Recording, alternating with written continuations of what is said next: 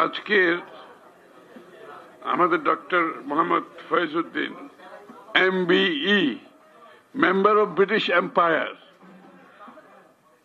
ওনার এবং chairman new hope global, উনি একজন গবেষক, বিশেষজ্ঞ এবং ইউকেতে উনি পাবলিক সার্ভিসে, লোকাল গভর্নমেন্টে খুবই উচ্চ পদে ছিলেন। ওনার অভিজ্ঞতার আলোকে যে বইটি আজকে আমরা এখানে উন্মোচন করতে যাচ্ছি, আগামীর উন্নত জাতি গঠনের দিক নির্দেশনামূলক সুপারিশ, সুপারিশগুলো খুব গুরুত্বপূর্ণ। দ্বিকক্ষ বিশিষ্ট সংসদ, উন্নত মানের পুলিশ ও পুলিশিং পরিচালনা এবং স্থানীয় সরকার ব্যবস্থা খুবই গুরুত্বপূর্ণ। আমরা যখন গণতন্ত্রের কথা বলি, গণতন্ত্র শুধুমাত্র নির্বাচন আর ভোট না। গণতন্ত্র হচ্ছে গণতান্ত্রিকভাবে নির্বাচিত সংসদ, সরকার এবং বাংলাদেশের প্রতিষ্ঠানগুলো যদি সঠিকভাবে না চলে, গণতন্ত্র কাজ করে না।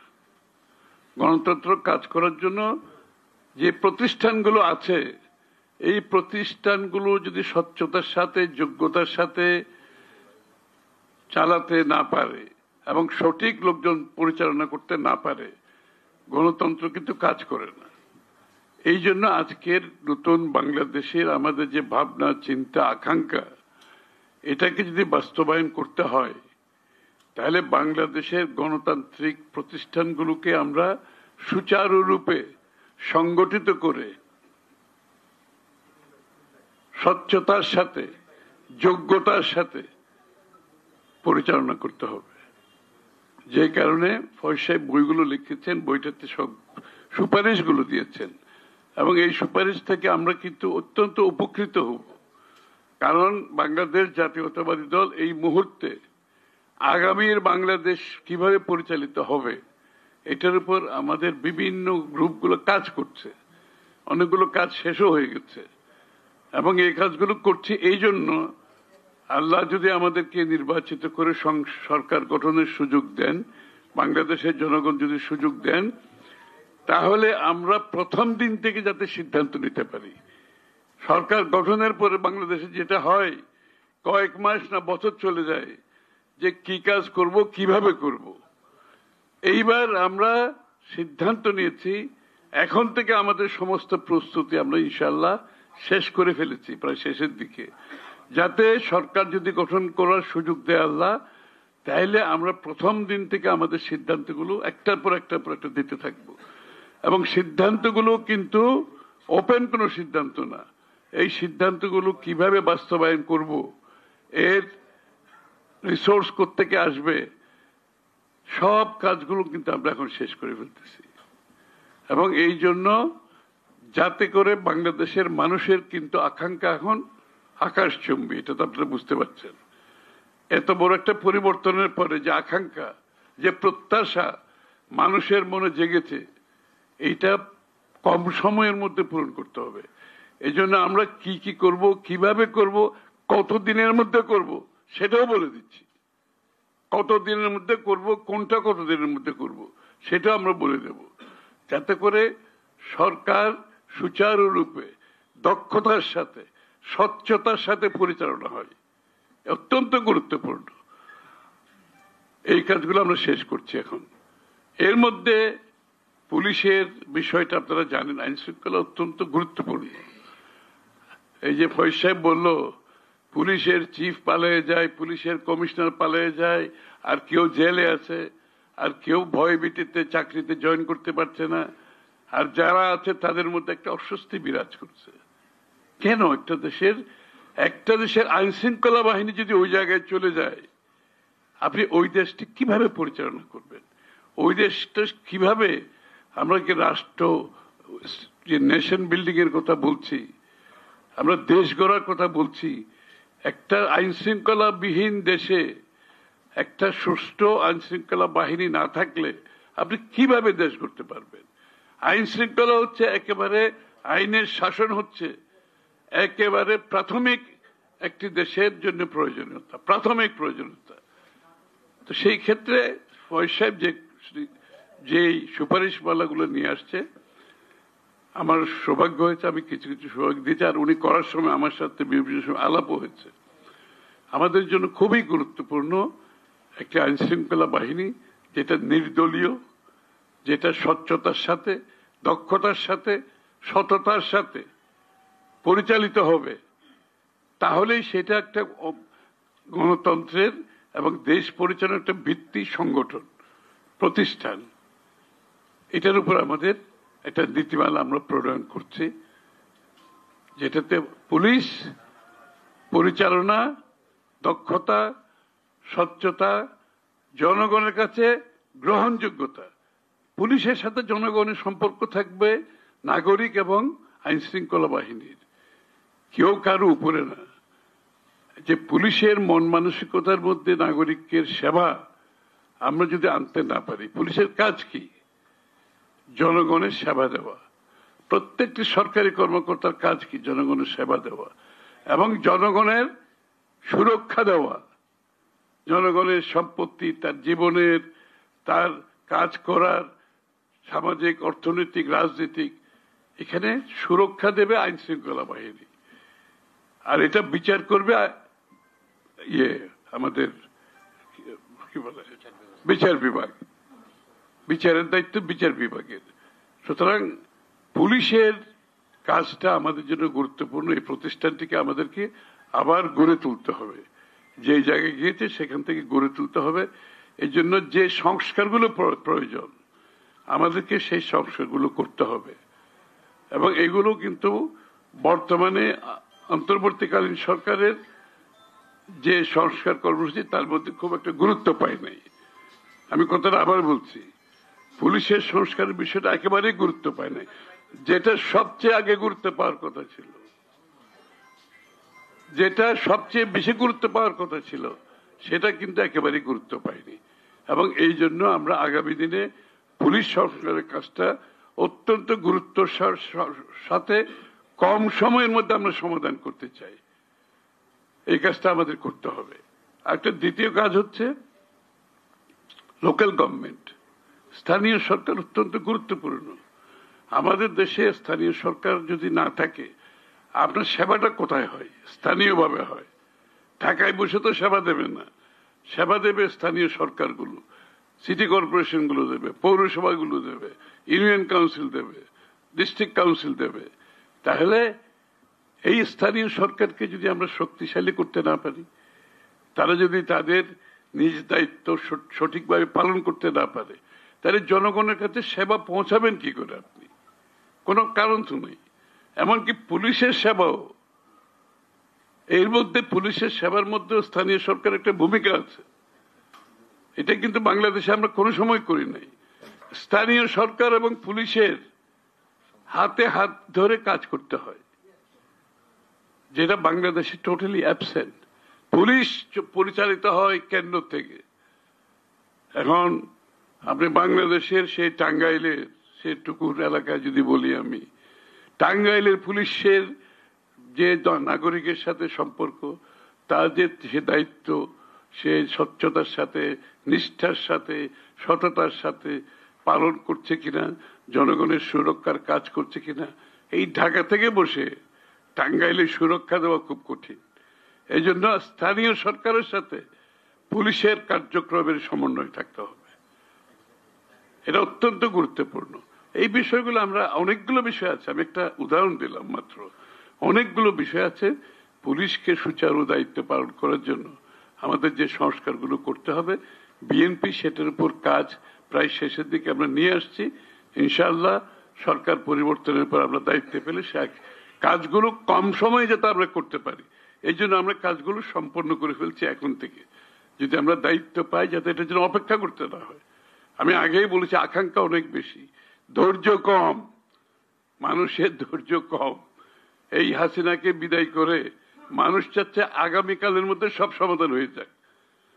এই জন্য এই প্রত্যাশা পূরণ করতে হলে আমাদেরকে এখন থেকে তৈরি হতে হবে, যাতে জনগণ হতাশ না হয়। আমাদের পক্ষ থেকে সর্বত্র চেষ্টা চলছে এই কাজগুলো করার জন্য। লোকাল গভর্নমেন্ট একটা হচ্ছে দ্বিকক্ষ বিশিষ্ট, এটা আবারও বিএনপির প্রস্তাব, আপনারা তো জানেন দ্বিকক্ষ বিশিষ্ট প্রস্তাবটা কিন্তু বিএনপির। তা এখন অনেকের কথাবার্তায় মনে হয় এটা দ্বিপক্ষ বিশিষ্ট তাদের একটা ধারণা, তাদের কোনো ধারণা ছিল তারা জীবনে মুখ থেকেও বাইর করে দেয়। এটা আমরা করেছি কবে 8 বছর আগে ভিশন 2030-তে দেশনেত্রী বেগম খালেদা জিয়া দ্বিকক্ষ বিশিষ্ট, এদের মুখে দ্বিপক্ষ বিশিষ্ট কথা কারো শুনি নেই। 3 বছর আগে আমাদের নেতা জনাব তারেক রহমান সাহেব 31 দফার মধ্যে দ্বিকক্ষ বিশিষ্ট আবারও বলেছে, তখনও এদের মুখে শুনি নাই। এখন ওরা তো মনে হয় গলা শুকিয়ে ফেলছে বলতে বলতে দ্বিকক্ষ বিশিষ্ট, মানে মনে হয় আমরা নতুন কিছু শিখতেছি ওদের কাছ থেকে। আবার দ্বিকক্ষ বিশিষ্ট কিভাবে হবে এটা তাদের মতো করে করতে হবে। আরে কি মুশকিলের কথা, আমরা তো একটা গণতান্ত্রিক দেশে আছি। আপনাকে আইদার ঐক্যমতের পরিপ্রেক্ষিতে হবে করতে হবে, অথবা আগামী নির্বাচনে আপনার প্রস্তাবগুলো জনগণের কাছে নিয়ে যেতে হবে। এর বাইরে তো কোনো গণতান্ত্রিক প্রক্রিয়া আমাদের জানা নাই। আইদার সবাই যে এখানে ঐক্যমত হবে সেটা আমরা পালন করার জন্য, তাও আবার ওইটাও আপনি জনগণের কাছে নিতে হবে কিন্তু, কারণ আমাদেরকে কেউ দায়িত্ব দেয় নাই বাংলাদেশের, আমরা বাংলাদেশের আগামীর বাংলাদেশ কিভাবে চলবে। আমরা শুধুমাত্র একটা ঐক্যমত করার চেষ্টা করতে যে কিছু বিষয় যাতে আগামী দিনে পালন করব। ঐক্যমতের বাইরে যেটা থাকবে সেটা প্রত্যেকটি দলকে জনগণের কাছে নিয়ে যেতে হবে। এখন তো মনে হচ্ছে এই আলোচনা যে আমরা করলাম যে ঐক্যমতের জন্য, এখন ঐক্যমতের বাইরে আরো দাবি বেশি এসে গেছে। যতটুকু ঐক্যমত হয়েছে তার বাইরে এখন আরো বেশি অনৈক্য সৃষ্টি হচ্ছে, এবং অনৈক্য সৃষ্টিকারীরা ঐক্যমতে বিশ্বাস করে না, এরা ঐক্যমতে বিশ্বাস করে না। সুতরাং আমাদেরকে এই জিনিসটা পরিষ্কারভাবে বুঝতে হবে যে আমাদের আগামী নির্বাচনের আগে যতটুকু ঐক্যমতে আমরা পৌঁছেছি তার বাইরে যাওয়ার কোনো সুযোগ নাই। কেউ যদি আপনার তাদের নিজস্ব ভাবনা চিন্তা অন্যদের উপর চাপিয়ে দিতে চায়, এটা ঐক্যমত হতে পারে না। আমাদের 31 দফার সবকিছু কিন্তু ঐক্যমতে আসে নাই, আমরা কিন্তু মেনে নিয়েছি। এটা হচ্ছে গণতান্ত্রিক স্পিরিটের কথা। যতটুকু আমরা ঐক্যমত আসতে পারি নাই এটা আমরা জনগণের কাছে নিয়ে যাব, প্রত্যেকটি দল নিয়ে যাবে।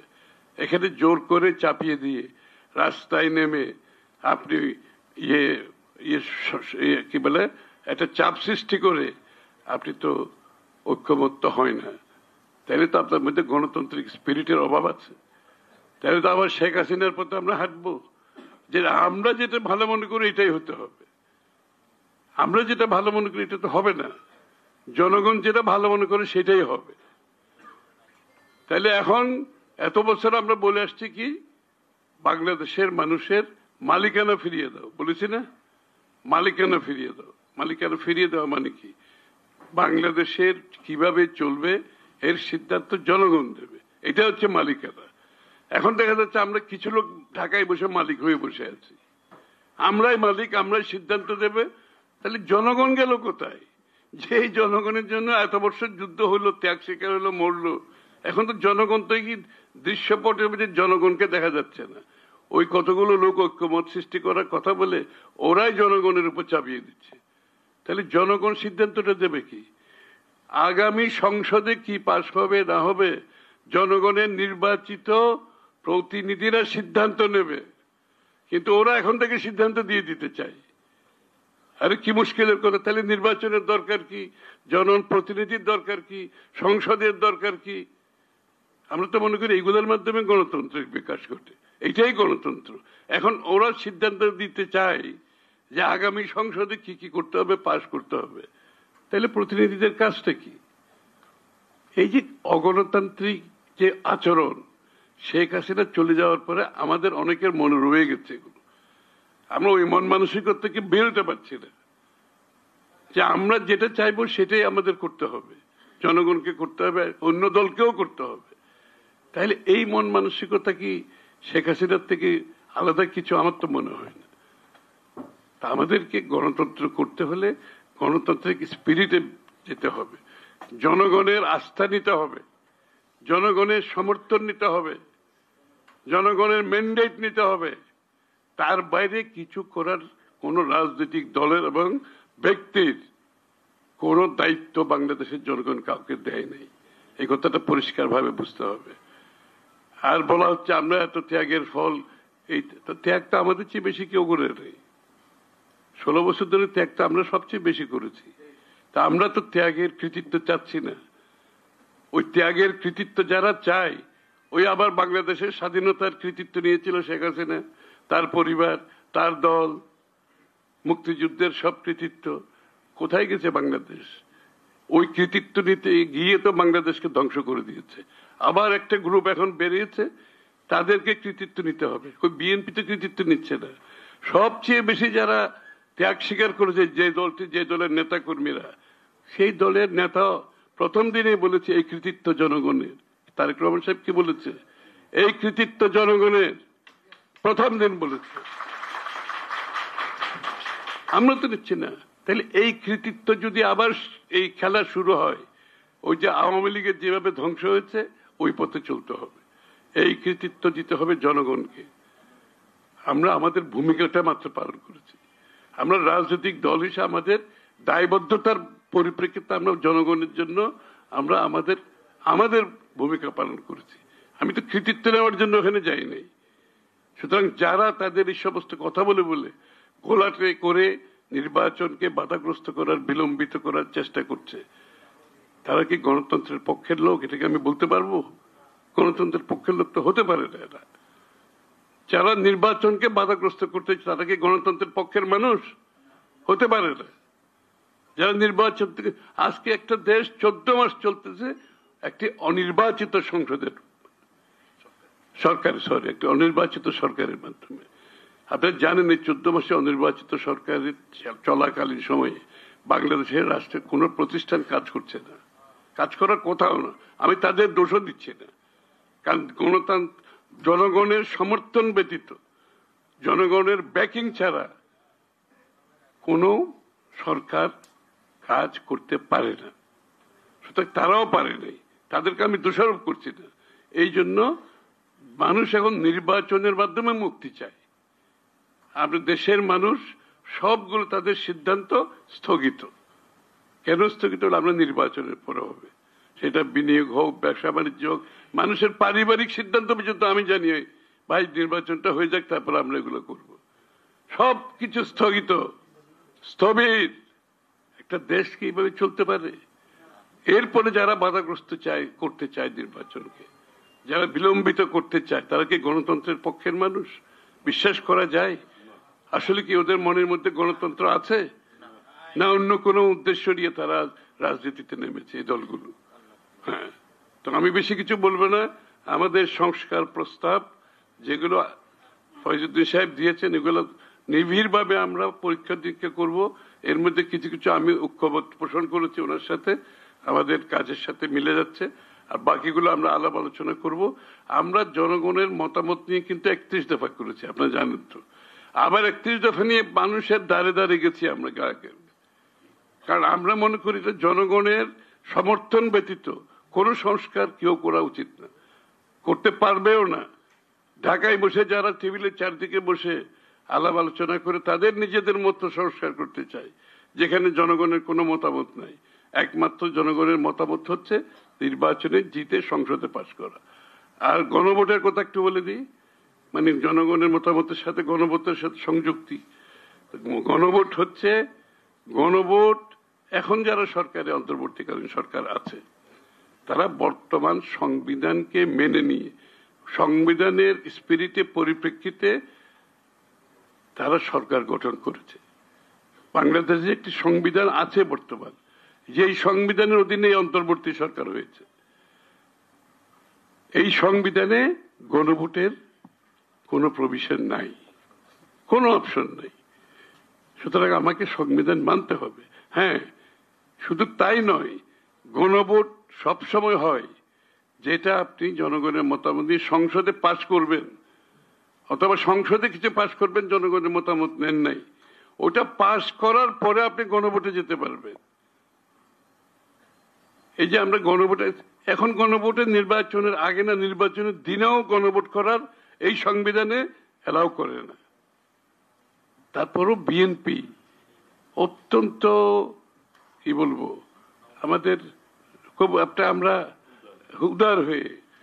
খুব উদার হয়ে শুধুমাত্র একটা, যাতে দেশে সহনশীল একটা রাজনীতি থাকে, দেশে একটা পরস্পরের প্রতি সম্মানবোধ থাকে, যাতে দেশের মধ্যে কোনো বিশৃঙ্খলা সৃষ্টি না হয়, দেশের মধ্যে সাংঘর্ষিক কিছু না হয়, আমরা সবকিছু মাথায় রেখে উদার হয়ে তাও নির্বাচনের দিন রাজি হয়েছি। এটা কিন্তু এটা আমার মত থেকে আমি বলছি, এই নির্বাচনের আগে, সংসদে পাশ হওয়ার আগে গণভোটের কোনো সুযোগ নেই। এটা বিএনপির উদারতা। ওনাদের নির্বাচনের দিনও রাজি হয়েছে, এটা বিএনপির উদারতা। আর দ্বিতীয় কথা বলি, নোট অফ ডিসেন্ট যেখানে দ্বিমত পোষণ করা হয়েছে, দ্বিমত পোষণ করার অর্থ হচ্ছে ঐক্যমত হয় নাই, এটাও বিএনপির উদারতা। দ্বিমত পোষণ মানে ঐক্যমত হয় নাই, যে বিষয়ে ঐক্যমত হয় নাই সেটা গণভোটেও যেতে পারে না। তাও আমরা রাজি হয়েছি যে ঠিক আছে, দ্বিমত পোষণ করা দিয়ে ঐক্যমত গণভোটে যাই, ওটাও কিন্তু বিএনপির উদারতা। কারণ বিএনপি একটি সহনশীল একটা রাজনীতি চায়, বিএনপি একটা স্থিতিশীলতা চায় দেশের মধ্যে। বিএনপি আপনার অপরের সাথে দ্বিমত পোষণ করেও আমরা তাদের প্রতি সম্মান জানাতে চাই। এই যে সিদ্ধান্তগুলো নিয়েছি আমরা কিন্তু দ্বিমত পোষণ করেও তাও এক জায়গায় আসছি, শুধুমাত্র আমরা গণতান্ত্রিক স্পিরিটটা রাখতে চাই। বাংলাদেশের রাজনৈতিক সংস্কৃতিতে পরিবর্তন আনতে চাই আমরা। ওই আগের সংস্কৃতি দিয়ে সাংঘর্ষিক রাজনৈতিক রাস্তায় গিয়ে আপনার মহাবক্রেসির মাধ্যমে চাপ সৃষ্টি করে জোর করে সিদ্ধান্ত গ্রহণ থেকে আমরা দূরে থাকছি। আমরা চাই বাংলাদেশের জনগণ সিদ্ধান্ত নেবে, আমরা সবাই জনগণের কাছে যাব, আমরা ম্যান্ডেট নেওয়ার চেষ্টা করব। জনগণ যে ম্যান্ডেট দেবে সেই দিকেই বাংলাদেশ চলবে। আমার বিএনপির ইচ্ছাও চলবে না, অন্য কোনো দলের ইচ্ছাও চলবে না। জনগণের ম্যান্ডেট নিয়ে দেশ চালাতে হবে। সেই গণতন্ত্রের জন্য আমরা গত 17 বছর যুদ্ধ করেছি। নতুন ভাবে আবার অন্য কোনো দিকে যাওয়ার কোনো সুযোগ নাই। সবাইকে ধন্যবাদ।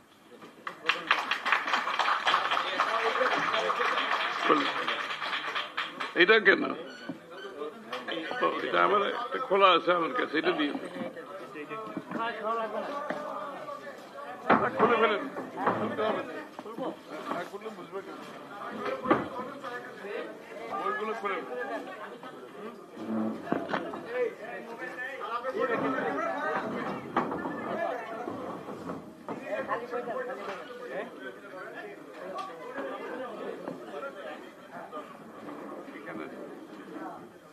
এগুলো খুলে ফেলেন না।